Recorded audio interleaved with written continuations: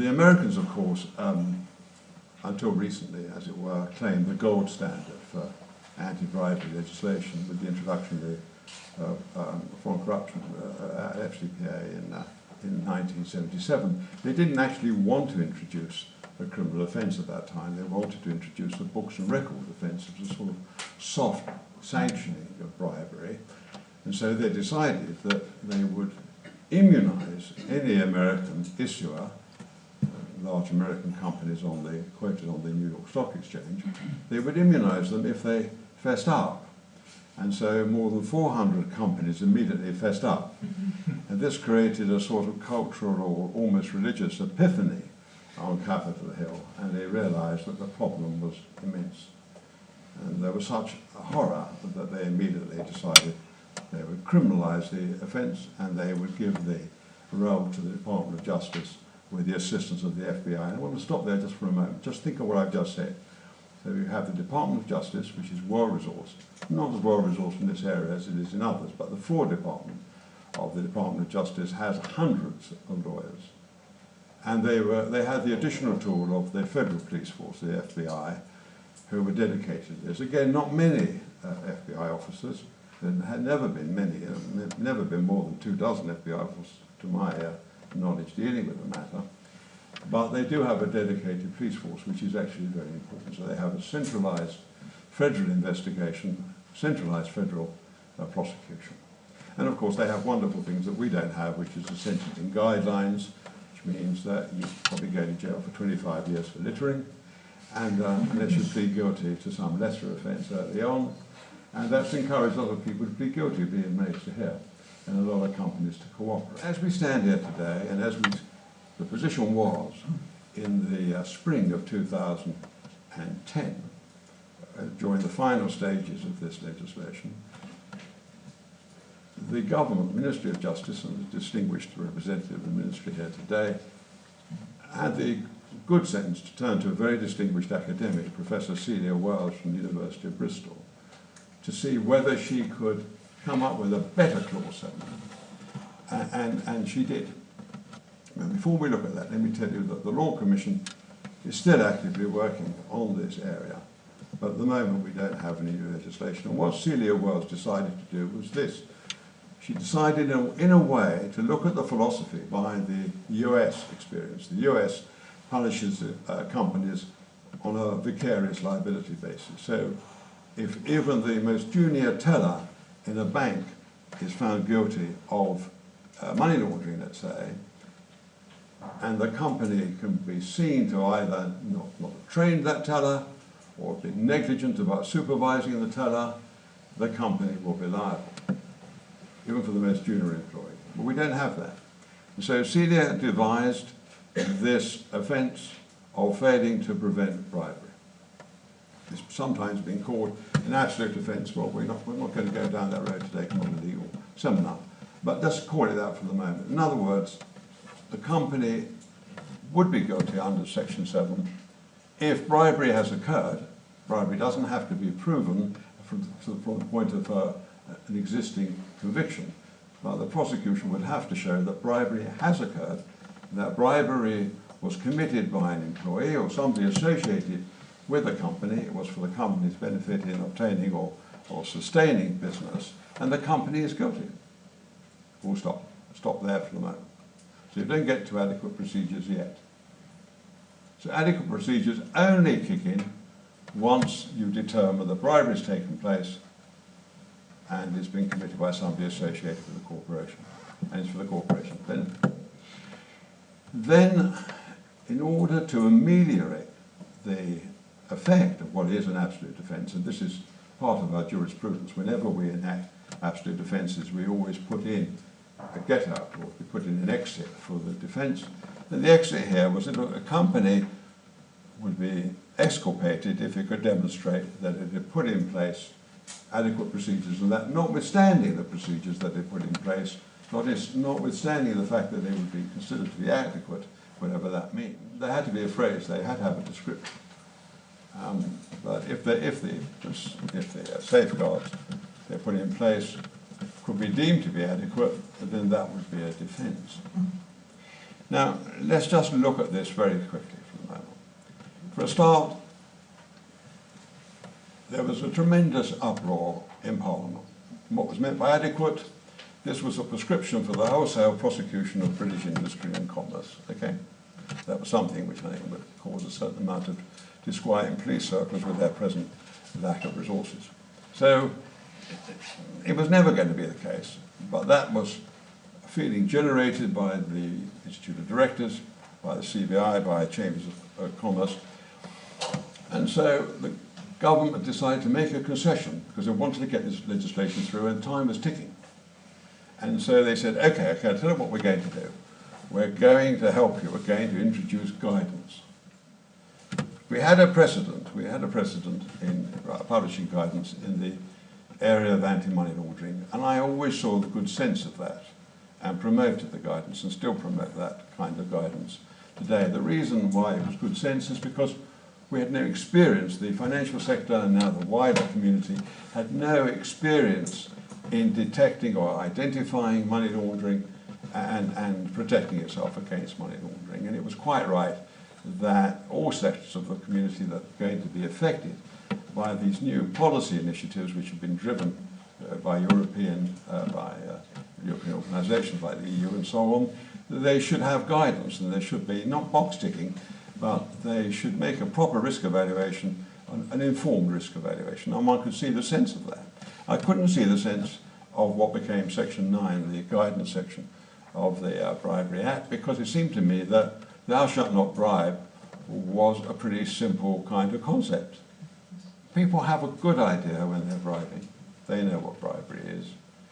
But nonetheless, the government wanted to get the legislation through, so we ended up with Section 9 guidance. But there's 6 obvious principles leading to the prevention of bribery.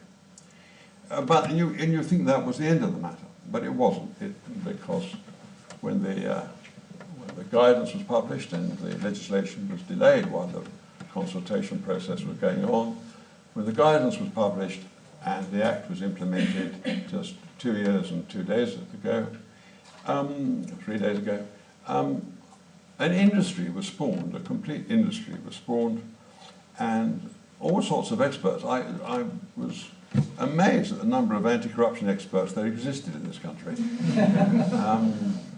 There are thousands of them, quite clearly. And here we are with the press saying that they're deeply frustrated, that the SFO is not working, nobody's working, there haven't been any prosecution under the Bribery Act. Well, there have been a number of individual prosecutions, of course, and the prosecutions which Ollie Shaw was speaking about, of course, many of them, if most of them, of course, before the Bribery Act, because it doesn't take a minute to investigate a case. It takes months and sometimes years. And you have to establish conduct which happened on or after the 1st of July 2011. I do believe out there today, whether corporations are aware of the Bribery Act, not aware of the Bribery Act, the ones who aren't aware of the Bribery Act, well, they're probably small and medium-sized enterprises, and maybe they can't be blamed for that because they're having a hard time getting to grips with keeping their companies going and keeping their employees together. And we'll come back to them in a moment. But the larger organisations, there are many of them, and mercifully many of them are either headquartered here in the City of London or have a significant presence here. They are struggling with this issue. They're not struggling with the issue about bribing anyone here. They're struggling with the issue of exporting and doing business, either providing goods, services or infrastructure, or being one of the extractive industries in difficult parts of the world. And all of you have heard this cliche, well, we have to be competitive, we've got to do what the Chinese are doing, or whoever it is, who is the bogey, the competitive bogey. So we have to do it. And so it doesn't matter what act you put into place, someone's going to try and get around it. Now, it's been said by many others, and many more distinguished than me, the Bribery Act was not meant to be a piece of tax legislation upon the back of which a whole industry was going to be built in trying to get around it. And the whole idea of the Bribery Act is that, and this is something made plain by our new director of the SFO, David Green, who says that the whole idea is not to encourage people to plan their way around the Bribery Act. The idea is to obey the Bribery Act. The last 2 years have seen a continuation of the hostility we saw when the bill was going through Parliament.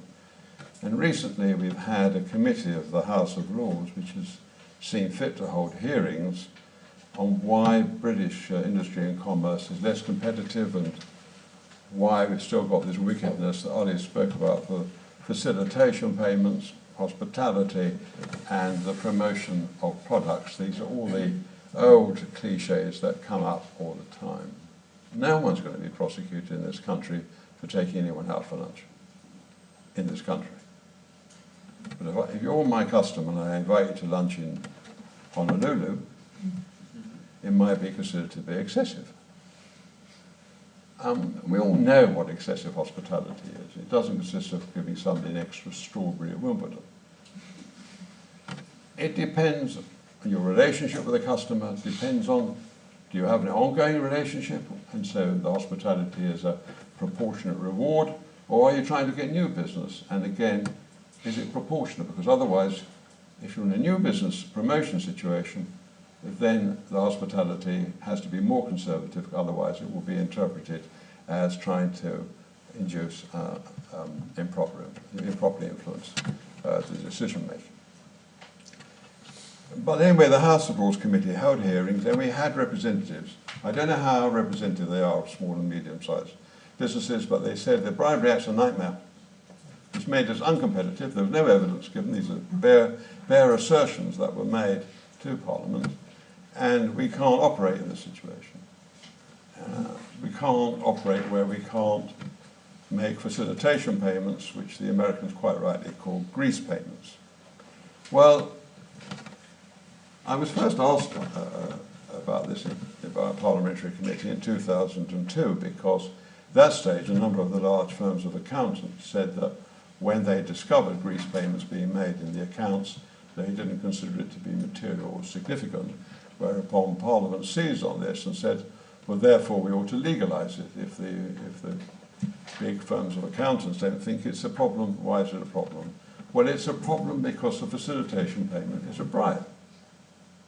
Just as you can't be slightly pregnant, you can't slightly bribe somebody.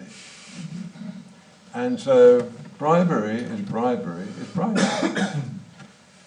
The saving grace in this country is that we have a thing called prosecutorial discretion. And it's exercised sensibly and always has been. Prosecutorial discretion starts at the City of London police stage or any other investigative agency phase. They exercise the first amount of discretion. Whether they register the case, whether they investigate it, whether they report it, they're exercising a discretion. And that discretion is informed by codes of practice. All I say is, it isn't an elastoplast. You can't go and buy yourself a standard, put it in the filing cabinet and go home. Try doing it.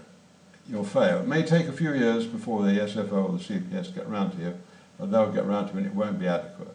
Adequate means you mean it, you're going to train on it, you're going to implement it, you're going to revise it constantly. And I'm going to say one thing, I'm going to give you, BSI, a piece of free advice.